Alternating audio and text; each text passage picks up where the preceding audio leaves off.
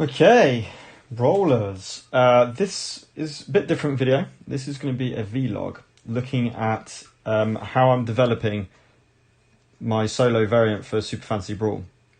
So I'm just going to go through kind of my ideas and justifications why I've decided to do certain things. So first of all, I really wanted to keep the essence of the game the same, even on solo. Now that makes it quite challenging because ultimately cards are randomly drawn at the start of every turn, and then you have choices. You can use up to 3 cores, but there are lots. If you think about one single play, you've got movement, which can be anywhere. You've got multiple objectives you're trying to make. You've got different options in the cards you've got. So to try and do that for an AI is actually quite challenging. So that was the first problem, was how can I keep the essence of Super Fantasy Brawl, because that was essential really, but still have a solo variant.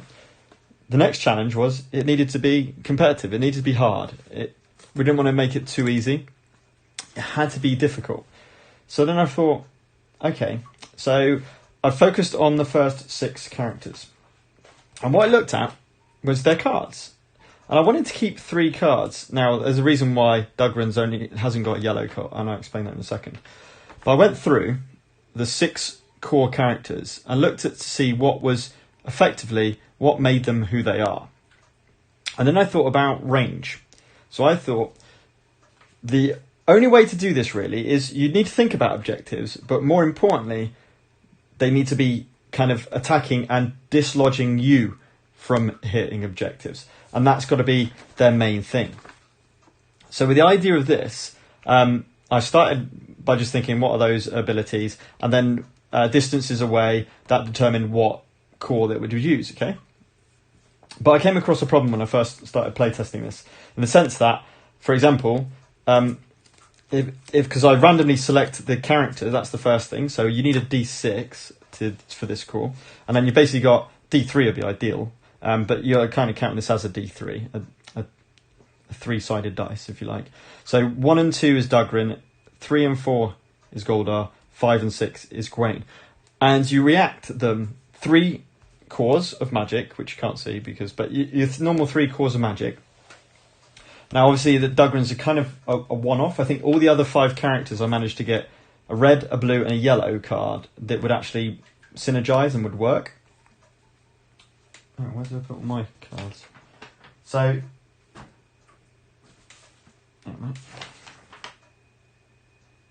I've got to get my cards out. Anyway, sorry. So I went through it and to kind of like get the essence of that character working. Use exactly the same abilities as always. So you use the stats on the card. That doesn't change. And if they take out one of your characters, they do level up. So that all sticks to the same thing. They have a turn just like you would do. Normally, where you can play 3 cores. The thing that they don't do is reactions. They don't play reaction cards. Now, this is something I might develop into the solo variant, and I might do a kind of a random aspect using the dice, perhaps, that will use specific reaction cards. But just play testing it, it doesn't need that. So you could, as the player, really go for the kill and really try and take them out. That could be your objective. But you want to be trying to hit those objectives as well. So that's going to be really, really important in the game. Obviously, that's how you get VPs.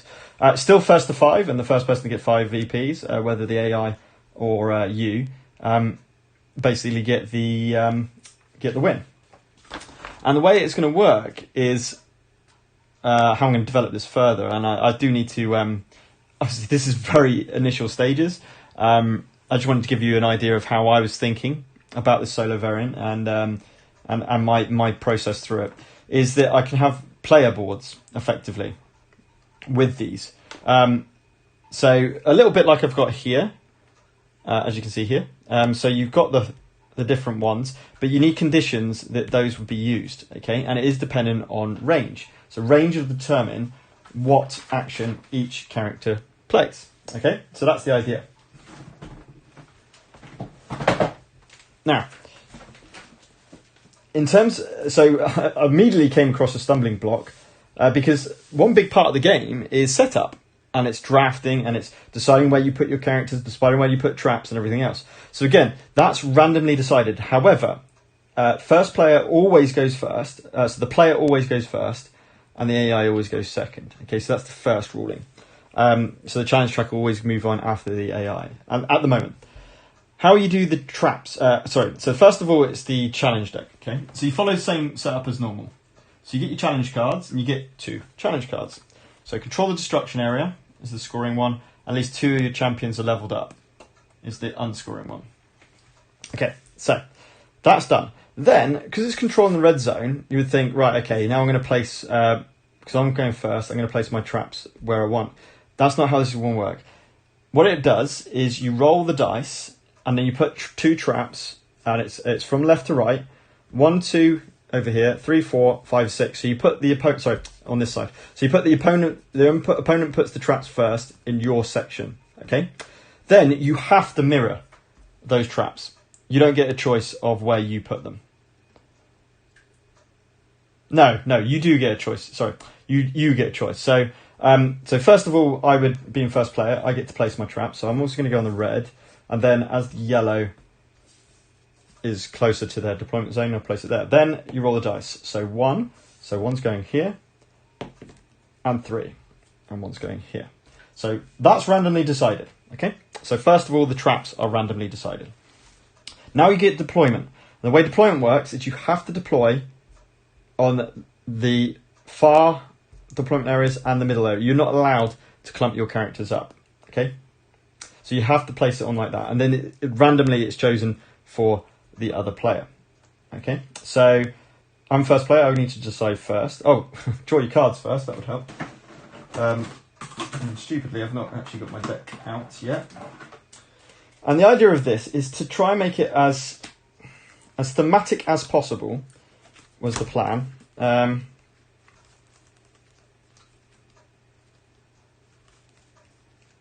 I'm just trying to find my cards. Norris. And Arquette. Where's Arquette's deck?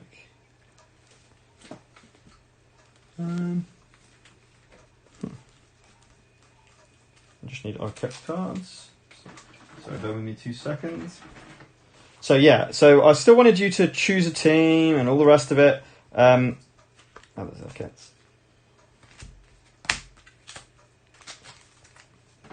Awesome. So you play the game just as you would do a normal game, and I think that was really important for me. Was that I didn't want the game to be different. I wanted it to be follow the same idea, the same rules, still the challenge deck, still the idea of victory points. And how could I balance it? How could I make it so it's thematic to move through? Now that does mean that yes, effectively Gawain could do chain lightning every turn. And it is likely, and that's part of the tactics of this solo mode. And I wanted there to be tactics in this solo mode as well. So the idea is that you can... Let's move this down a minute. You can play the game as normal, but you've got to think tactically, right? Okay, so looking at where the board position is and where these characters are, that's what they're going to be doing. And that's something you'll pick up and learn as you play the solo game more. And that's kind of what you want from a solo variant, right? You want it to be really quite hard to start with, and then you kind of learn the characters, just like you would do in the real game. So that was the whole premise and my thinking behind this particular solo mode. So anyway, I would draw my 5 cards. I could do a mulligan, so that still stays true. Obviously, they're not having a deck, so you don't have to worry about the AI player. So Swoop 4 is always a great card, which means that I'm probably going to discard those 2, and I don't want to do heal. So I'm going to keep those 2 cards. 1, 2, 3, and hopefully get some red. Yeah, get red. Unfortunately, it's a reaction card, which is not ideal. Okay, so this is my hand, and obviously I can have it open because you're not playing against the player. So now I decide how I want to do it. So I want to swoop someone through. I probably want to control the red zone, but that's not far away anyway. So I probably want to do Marius. Remember, I'm going first. That's important. Now I could swoop in and potentially attack 2 people. No, I can't. So that's blue's going to hit. I probably want to swoop. And by the way, I only chose these 3 characters because they're painted, because I really wanted to play. So I've got Arquette, and if you've been watching my painting series, you'll see that Arquette was the last one I did. So cool. I haven't quite finished him yet. I need to sort the shield out. Marius, which was my first painted. And Corvash, which I'm still waiting to upload my video on. So they're my characters, and I just love the fact that they're all painted. It's just awesome. I mean, I could swoop someone in to do an attack. I haven't got a really good red attack card. So it's a bit unfortunate. I've not really hit a good draw deck for the first one, so that's a bit annoying. I could literally just swoop around here, drop off, and then maybe do an Arquette red. Let's just move him here, and then use Marius just to move up to. Yeah, I think that's my play. So Arquette. It's almost pointless. I might as well just swoop for with him. Oh, I see. Yeah. Hang on. So if I'm doing a swoop 4, jump, don't have to go there, which means I have to go on the trap. So I don't think I can quite, unfortunately, I don't think I can do it. So I have to go through a trap. So Marius is going through a trap. Boom, boom, boom. It's like that. Now we go to deployment of the enemy. So we start by rolling the dice, and this starts from the left, always left to right. When you're deploying, always left to right. Traps, and then the other one. So 5-6 is going to be Gawain. And this can change your tactics. 5-6 reroll because we've already spent her. 3-4 is Goldar, which leaves Dugrin here. Okay, so it's randomly done. So that could potentially change your details. Okay, so once you've deployed, you're okay to go. Oh, what am I talking about? Sorry, you have to deploy. This is to make it a little bit more balanced, basically. You have to deploy in these 3. You can decide which 3 go where. So I'm still going to be able to do it. Yes, I'm still going to be able to do it and do it this way. I think the only difference I'll do is just move those around. Okay, so once you've deployed, so you've got your cards, you've mulliganed, you've deployed. So it follows exactly the same pattern. It's just with some slight rules to think about. Okay, so now we move on to the. I can put those up there. To my go. So we're going to spend the blue core, and you'd play just like you normally do. To sweep 4. 1, 2, 3, 4. I've ruined this. What am I talking about? Hang on. Sorry.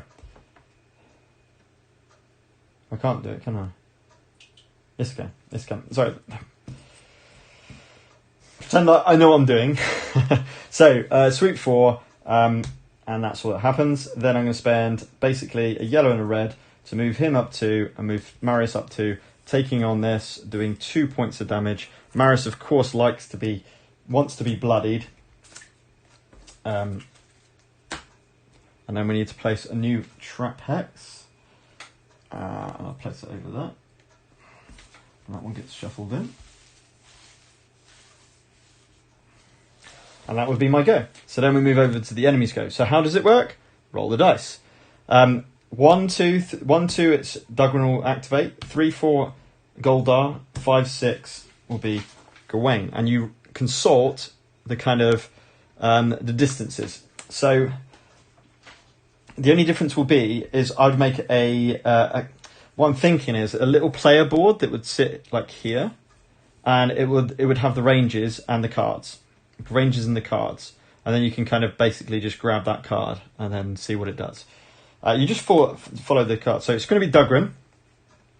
And we have a look at Dugrin, for example, and he's obviously 1, 2, 3, 4 away. So in this case, because none of his abilities will I think just move 2 to the nearest objective. So he would move 2 to just go here. And then, now that needs a core. So that's going to be a yellow core, because that would be his one that he hasn't got. So then we move on to the next one, which will be Goldar. Goldar is 3 away. I mean, this is the problem. Now Dugrin's got in the way. And if you've got an AI, and it always goes to the one that's on the rightmost objective, that's what I've been working on. In terms of the objective that you would go closest to, will be that one. Could he not have? No. No, I'm pretty sure he can't.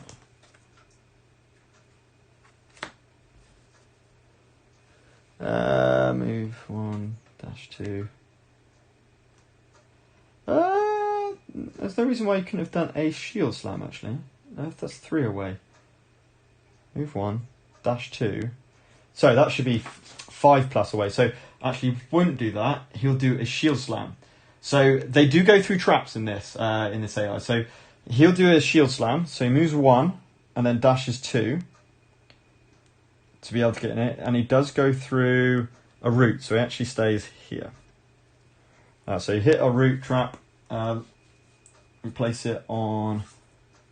If all the trap hexes, I haven't decided this, but if all the trap hexes are covered and you've got to decide where to put the trap, or if there's multiple places to put the trap, it's just going to be rolling the dice pretty much every time. And that's the plan. Again, this is very early stage, guys, so please bear that in mind. Right, so Goldar goes next. He's 3 away.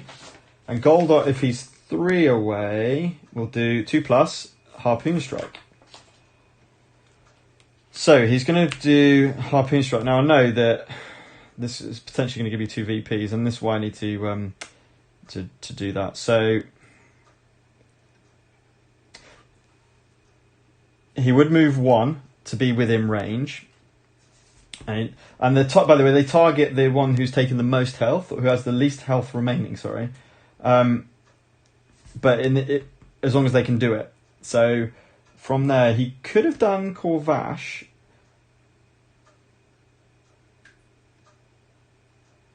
So this is the trouble. This is what makes it really hard. Is that the sense that there's too many choices here, right? Just with this one Harpoon Strike, do you stay there and take me off the objective, or do I go into the objective, which means I won't be able to attack? So probably not do that.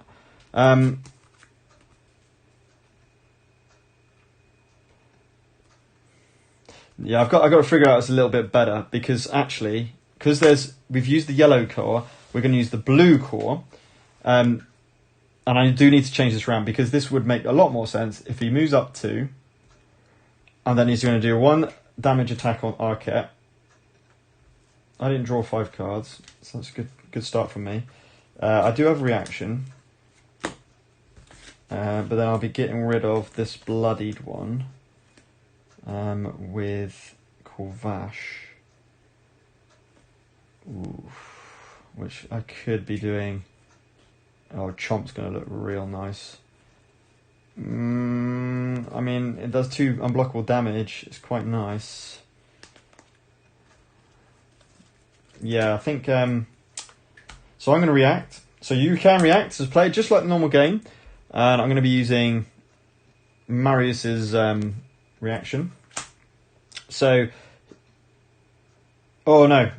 yes, because this triggers first. Okay, so the defender's effect triggers first. So I'm going to do 2 damage onto Goldar, which is always good, and then he's going to push me 1 from his anchors away. Okay, and then the final reaction is Gawain. Well, not necessarily. It's actually Blizzard. And he's going to have to get in there, which he can do. So he's going to move 1, 2 to hit the objective. Remember, I'm going to put it in as a kind of golden rule that the AI will always try and get into that rightmost objective. And then he's going to attack the person with the most damage, which is Marius. for 2 damage. I don't have reaction, so he's going to take 2 damage, and he's now bloodied, which is cool, which is going to be really, really strong in a minute. Because he's going to have double, he's going to have +2. Oh, he's got options. He has got options. However, if damage was dealt, deal 1 to each other enemy. So both Arquette and Corvash take a damage each. And that's the red core.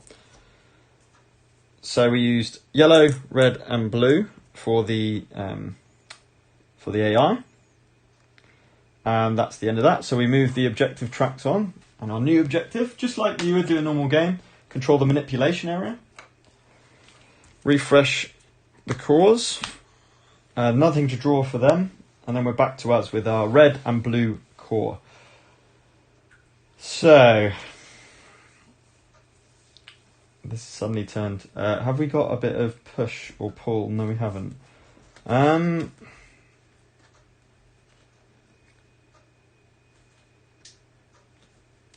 kind of want to get to Goldar, ideally. We need 2 more to bloody him. So I should be able to do that. Remember, there's no reaction, so you can tactically think about this. The problem is, he's in the way. I can't get past Dugran. So this is not ideal. I mean, I've got sap strength, but I need Goldar to be bloodied to be able to do that. Which is not going to happen. And Chomp's no good. Can I do anything with the blue? I could move. No. I'm a bit stuck here.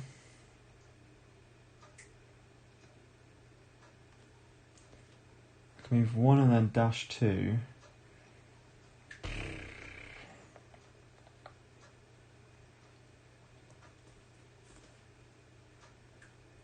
Move 2 and dash 2. Okay, so I can get Marius to here with a very dodgy. So I can move 2 to here, dash to here. Well, actually, I can move to here and then dash to here. It doesn't really matter. But I'll be out of the red zone,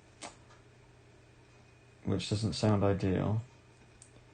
And then it'll be a double on Goldar. I think I'm going to risk it. I'm going to spend. Remember, I've only got red and blue. I haven't got yellow. No, that's a bad idea. That's a bad idea. I think we just keep Marius where he is and hit Dugran.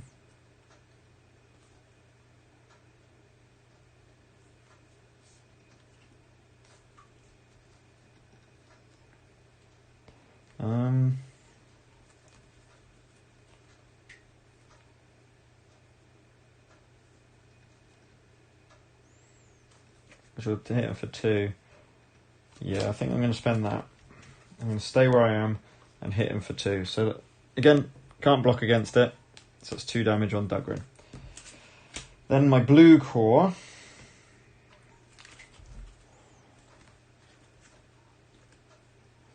Do I want any of these? I mean, that has got range.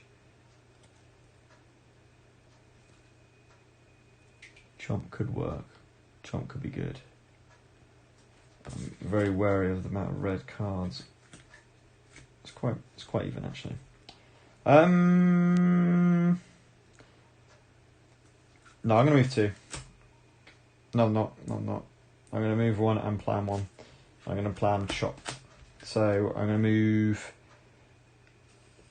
Corvash forward 1 and plan Chop. Okay. Back to rolling the dice. So it's going to be old Duggars, and if he's adjacent, you do Mighty Blow. Oof. Okay. So he's hitting Marius with 1 damage. Oh, I keep forgetting to draw my 5 cards. So I have a reaction. I do. Oh, thank God. If the attacker is bloody, which he isn't, do I have any other blue cards? No. So I could just stop that 1 damage. I'm going to get pushed 2, but I'm not going to get damaged. So I won't suffer stun. So all I'm going to do is get 1 damage. So I'm happy to take that. So I get pushed 2, and I take 1 damage. keeping my blue core. Right, who's next? It's Goldar. So Arquette.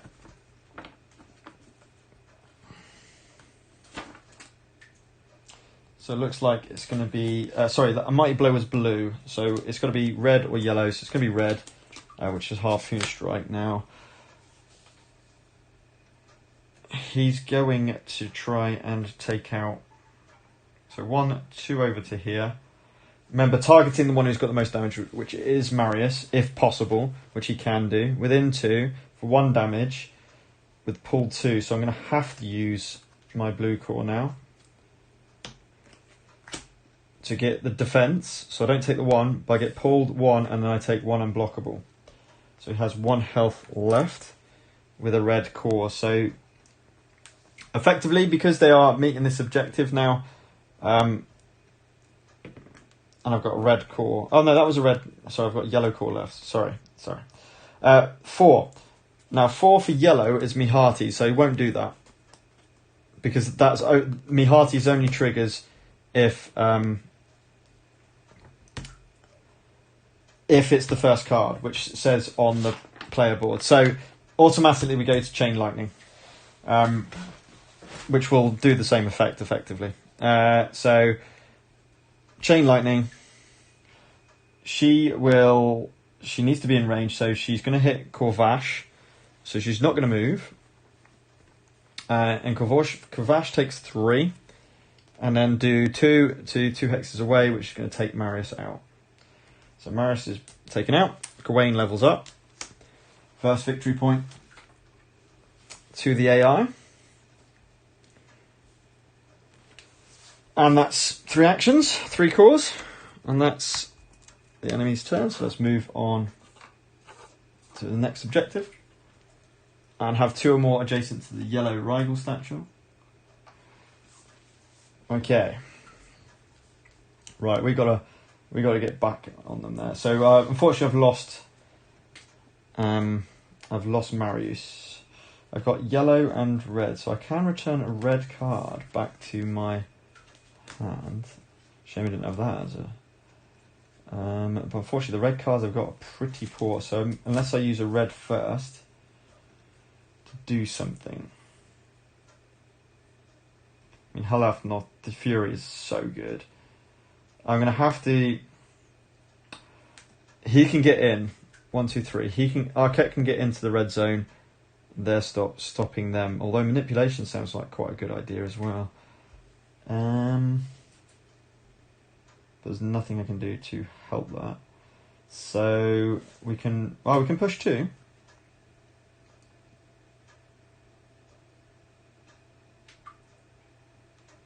We can bloody. No, we need to push them out of the way.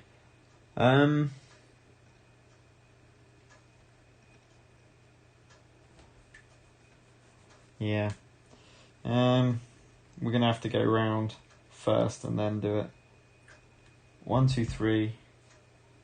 1. No. Yep. Okay. So we're gonna spend the yellow core to do inner fire, which is going to give me a +1 in attack. So return.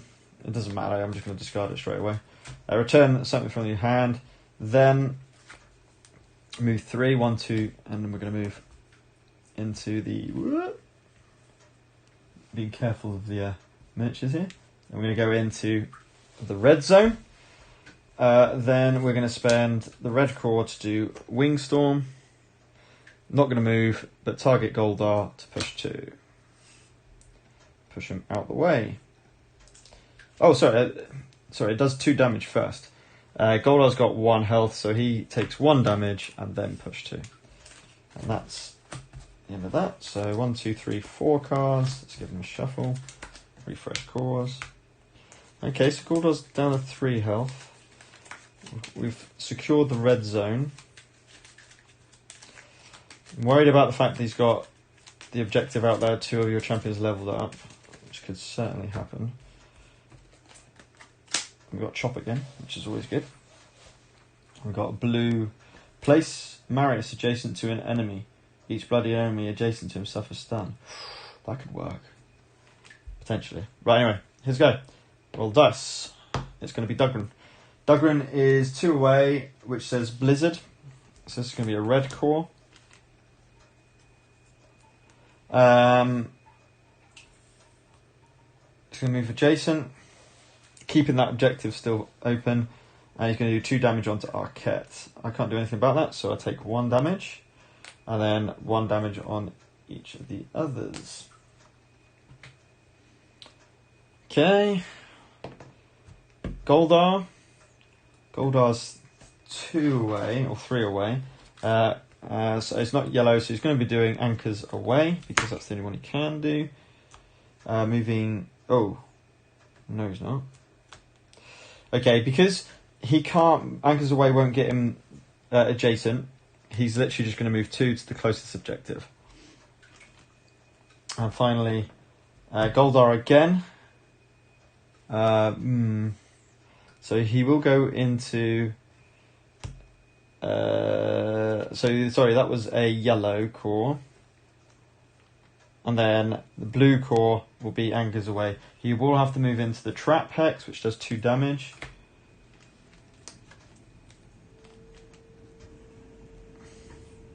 Let's put in there. Whoops. Let's replace this. It has to go here. So still no choice. And then he's going to attack Corvash for 1 and a push 1. So Corvash can't defend that, so he's not far off dead. He's got 6 damage, and he's pushed out of the red zone. So always trying to hit that rightmost objective. Okay. And I'll have to put, like, unless it's the furthest right, because obviously they won't be scoring that. Have a champion in each deployment area. Right, what are we doing then? So, Chop's no good, but it's the only red one I've got. So maybe actually using Chop to try and take out... So I need to get move 2 ideally. Oh, unfortunately I can't. So annoying. I could place Marius adjacent to Goldar and stun him. Oh, he's got jump 2. 3 damage. Oh, I like that. 3. So I think Corvash can take out 2 characters here, which would be cool. So let's do it. Let's do a leaping strike first. Moving 1, jump 2 to over here. Oops, let me just move him around. And then he's going to attack both of them. Oh, sorry. And then he's going to attack Gawain for 3. And again, no reactions. Then I'm going to spend red to do Chop. And I've got 2 targets. So each target, so each attack does 4 damage. So Gawain is knocked out.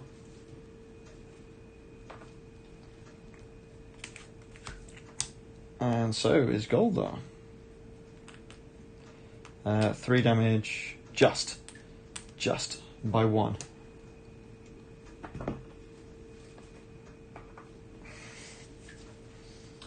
Which leaves me with the blue core left. So I'm going to move 1. So I've used those 2. So I think I'm going to move 1 and plan 1.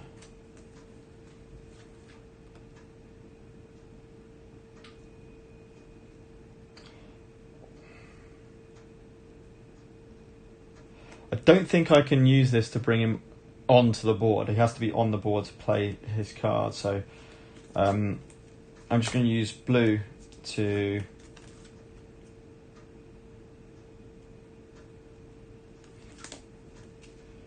Just blue.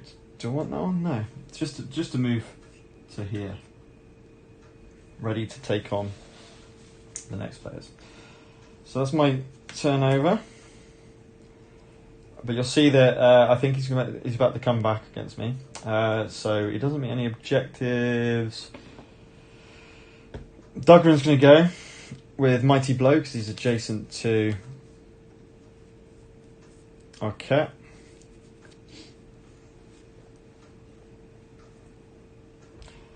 Doing push 2.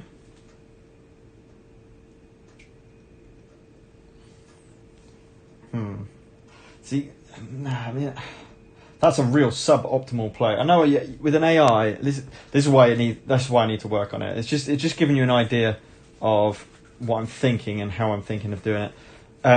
He obviously, his target's got to be the priority, right?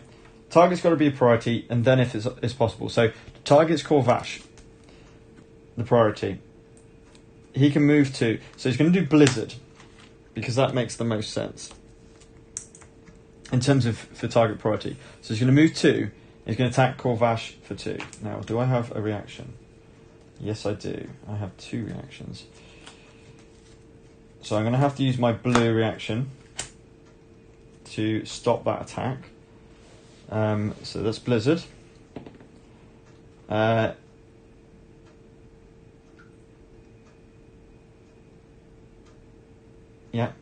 Then he goes again with the same. Oh no, he can't do Blizzard this time, so he's got to do something different.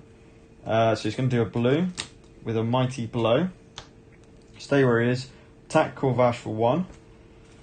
I'm going to spend my red core from the ashes. So he takes Corvash out. Dugrin gets leveled up. So victory point for the AI.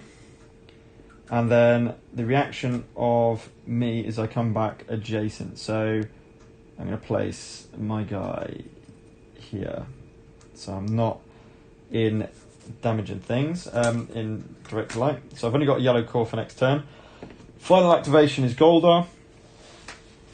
So can he... I think he can. He's going to do... Yep, he's definitely going to do Harpoon Strike. So it's going to go 1, 2. And he's going to take... 2.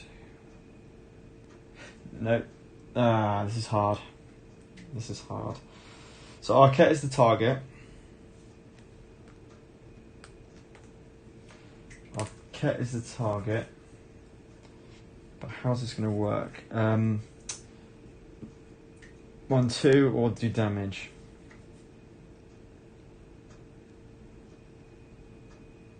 The red is no longer in play. That's the important thing. So yes, he is going to move 1 to here, so it's in range, and then he's going to attack. Move 1 and attack damage 1. So the shield blocks the 1 damage, but the pool does 1 more damage. That's right. So you have a target first, the one that has the most damage caused on them, and that is your target in terms of the AI, and then we do it for. So it's 2-2 in terms of victory points. It doesn't seem fair, but it does kind of balance out. It always seems to balance out. Now I have to attack Dugrin if I'm adjacent. I've got yellow card.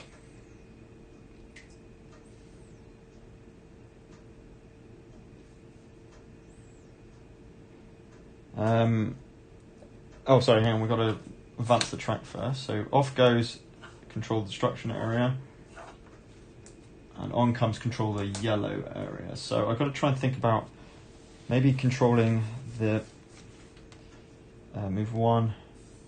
No, I can't get to the blue with them. I can move Arquette 3.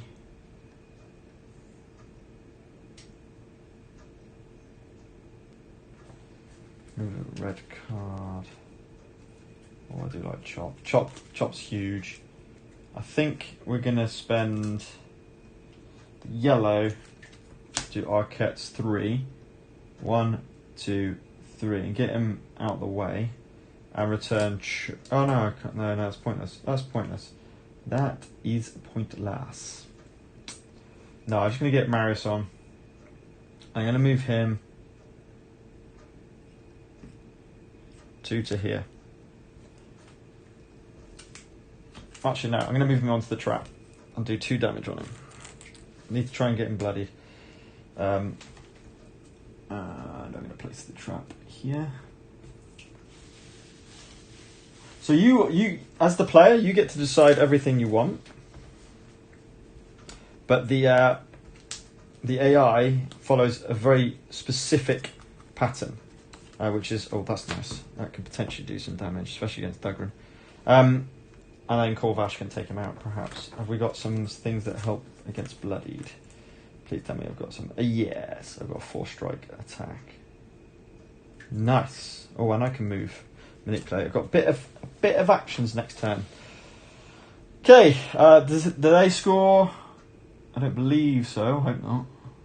Unless I've always got to check their victory conditions, of course. Right, Goldar's going. Goldar's adjacent to Arquette, so that's going to be a Harpoon strike. Or is it Anchors away? If adjacent, Goldar. Oh yeah, first activation, it's me Hearties. So actually, Yellow Core first. So this is a if first activation thing. So he's only the one who got that. So it's draw 1. That doesn't actually happen. He's going to move 2 to get to the far right, which is control manipulation area. He cannot do that. 2 or more adjacent to the thingy he will do. So he's going to move 2 here, go through the trap, which causes him to stun. That does actually nothing to the AI. Right, so here's a classic idea. We've got 2 trap hexes to place in. So just do it by dice, starting from the leftmost towards them. So top leftmost, going down to bottom right.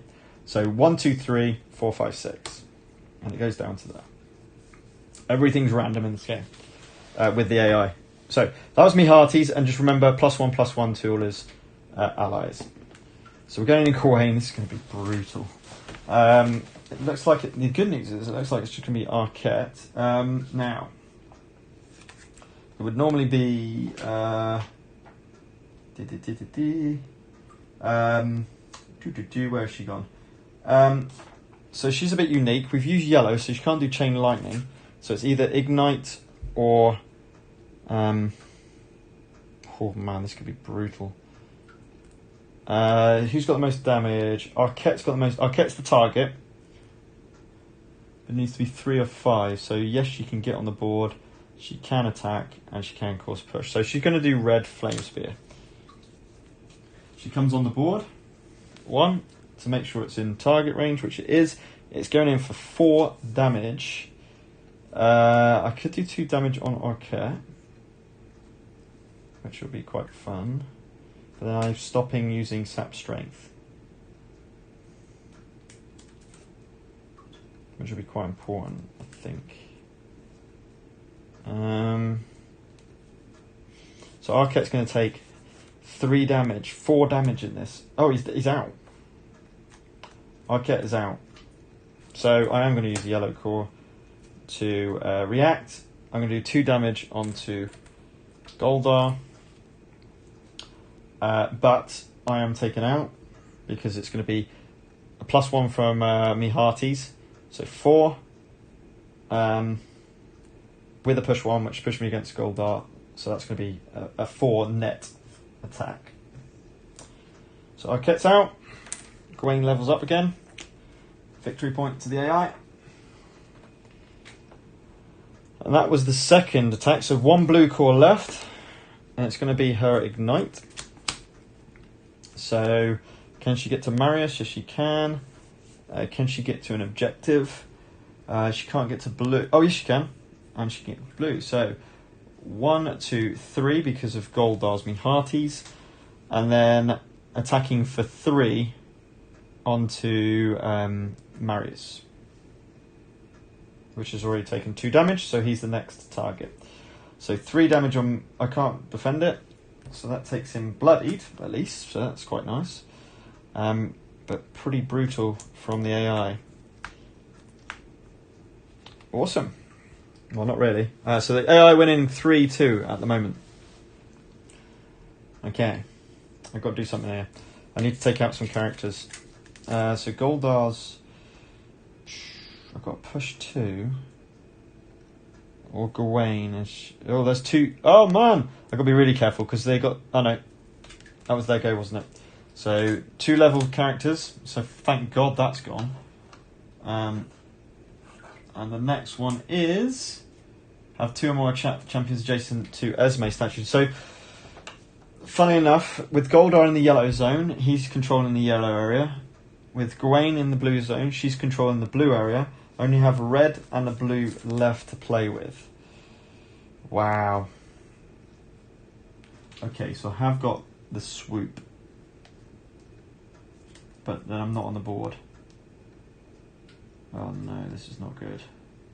This is not good. Right. Marius can do 4. But then that's it. Marius can do 4. And then I've got a blue. 1, 2, dash. I don't want to dash to the yellow. And that would make... So he would score 2 VPs in the win. Eek. I have to sort Goldar out. That's my only play. No way I can... Oh, this is disappointing.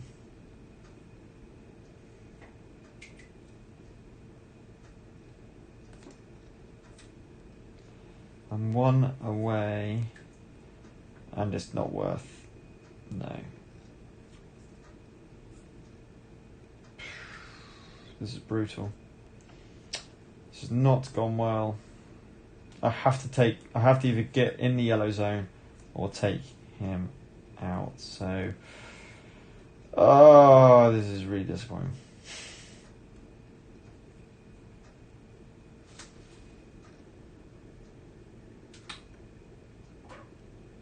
Anything I can do? Swoop.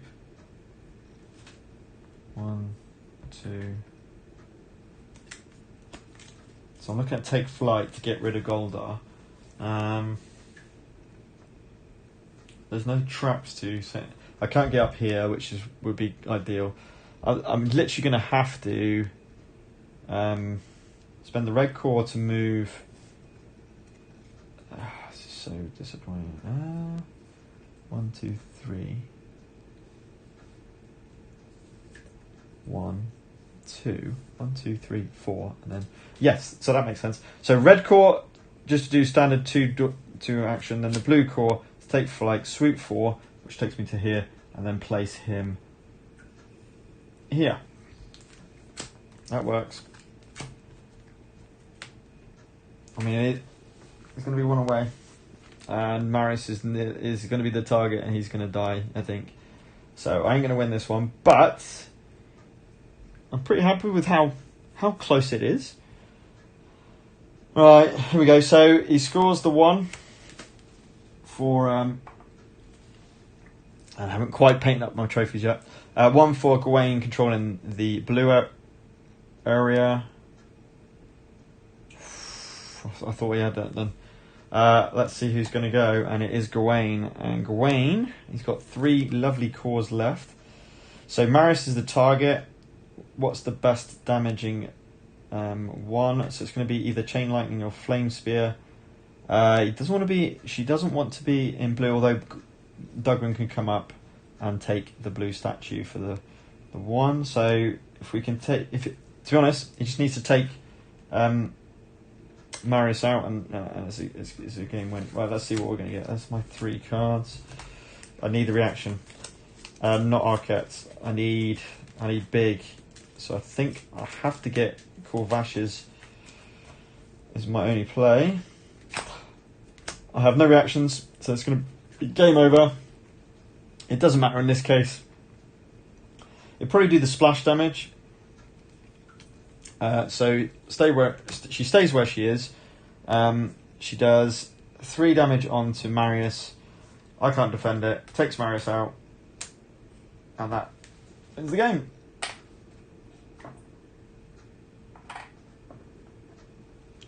Wow.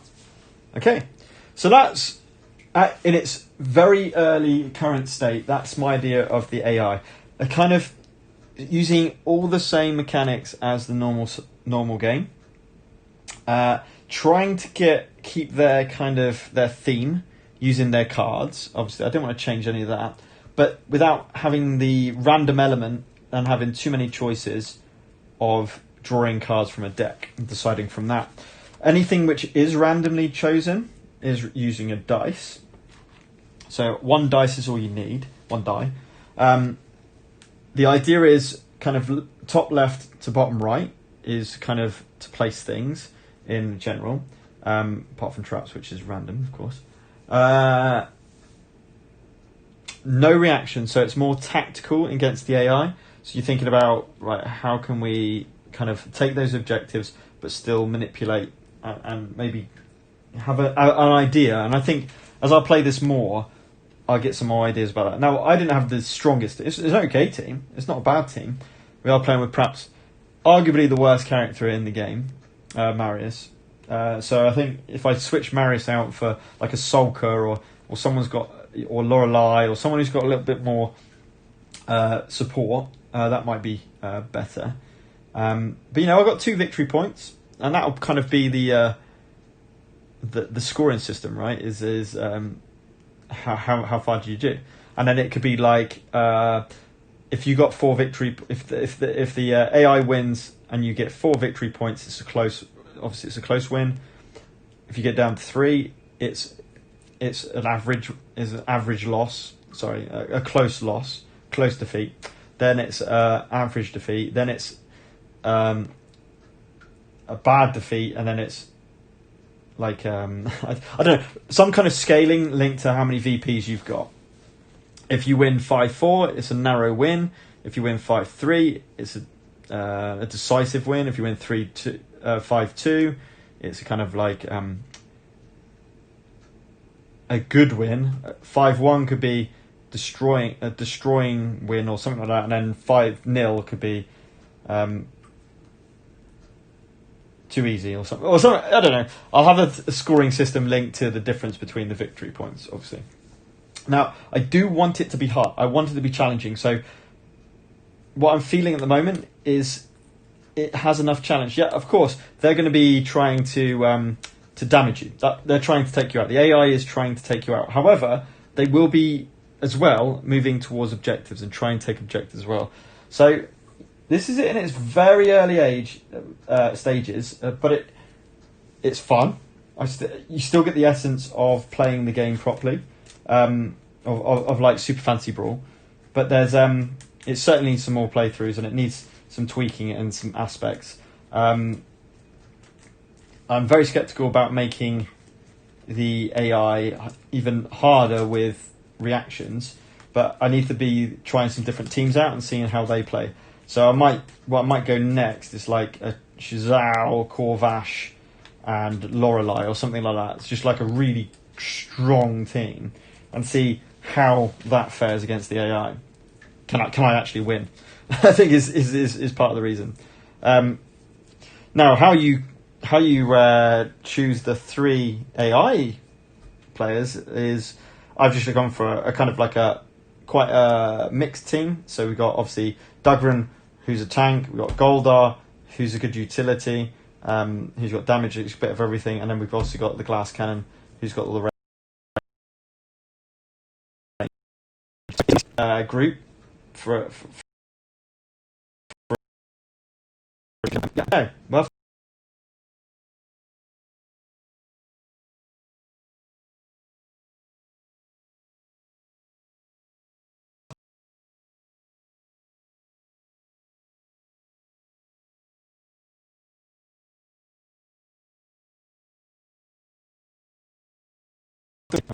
a little bit